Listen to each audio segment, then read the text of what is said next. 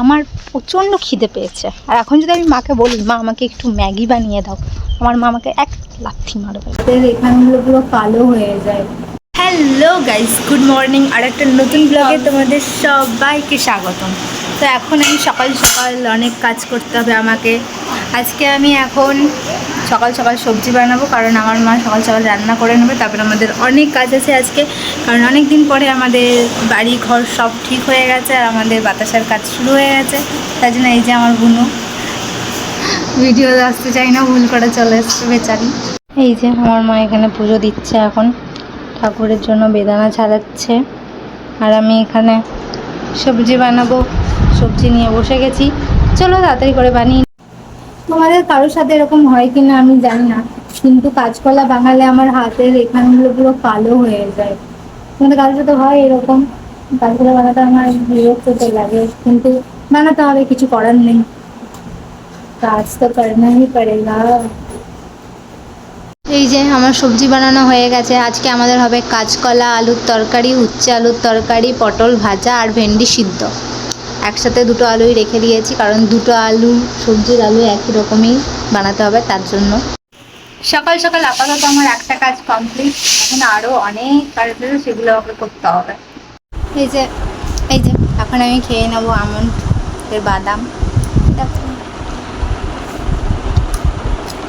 এটা সকাল সকাল খেতে হয়, কিন্তু চাও আমার একটু দেরি হয়ে গেল,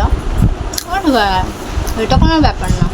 এই যে এডিটিংটা পুরো কমপ্লিট করতে দিয়ে আমার হচ্ছে যে সবজি কাটা হয়ে গেল, বাদাম খাওয়া হয়ে গেল, ঘর মোছা, মানে যেখানে সবজি কাটলাম সেখানে মোছা হয়ে, তাও আমার ভিডিও এডিটিংয়ের এখনও কমপ্লিট হলো না। মানে ভিডিও এডিট তো হয়ে গেছে, বাট সেটা এক্সপোর্ট এখনও হয়নি, কি বলবো। তো গাইস, এখন আমি বেরিয়ে পড়েছি আমার পাড়ার দোকানে যাওয়ার জন্য, কারণ আমার প্রচণ্ড খিদে পেয়েছে। আর এখন যদি আমি মাকে বলি মা আমাকে একটু ম্যাগি বানিয়ে দাও, আমার মা আমাকে এক লাথি মারবে। তো চলো দেখি দোকানে কেক টেক কিছু পাই, সেগুলোই খাবো। এই যে দোকান আমাদের, দেখতে পাবে না ভালো করে। এই তো, দাও আমাকে কেক দাও। পেয়ে গেছি গাইস কেক, আর একটা লেস নেবো। মিষ্টি খাওয়ার পরে ঝালমুখ করা উচিত। নিয়ে নিয়েছি, চলো এবারে বাড়ি যাওয়া যাক। কেকটা কিছুটা এরকম দেখতে ছিল গাইস, খেতে খেতে কথা বললে এরকমই লাগবে। আচ্ছা, তোমাদের মনে হচ্ছে না লেজের প্যাকেটটা একটু একটু পাল্টে দিয়েছে? এরকম তো দেখতে ছিল না। আমার মায়ের সকাল সকাল রান্না করা হয়ে গেছে, ভাত, পটল ভাজা, বেগুন সিদ্ধ তো এটা, বেগুন পোড়া, আর এখন আরও অনেক তরকারি আছে। এই যে উস্তের তরকারি, কাঁচকলার তরকারি। আমার থালায় নেই জায়গা, তাই আমি নিইনি। তো চলো বেগুন পোড়া দিয়ে খাওয়া শুরু করা যাক। যেহেতু এখন কোনো টিউশন পড়ানো নেই, নিজে টিউশন পড়ি না, কলেজে তো যাই না বললেই চলে, তো সেই সূত্রে বাড়ি থেকে খুব একটা বাইরে বেরোনো হয় না।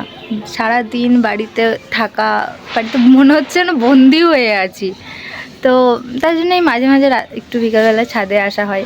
তাই যে এরকম আমাদের ছাদের থেকে সব গাছ দেখা যায়, আমার নিজেদের ছাদ বাগান আছে, ভাল লাগে বসে থাকতে, হাওয়া দেয়, ফোন দেখা, তাকিয়ে থাকা আকাশের দিকে, গাছপালার দিকে, ভালো লাগে বেশ। তারপরে একদিন দুদিন আকাশে খুব সুন্দর রং দেখা যায়, পিঙ্ক, লাল, নীল হয়ে যায়, খুব ভালো লাগে।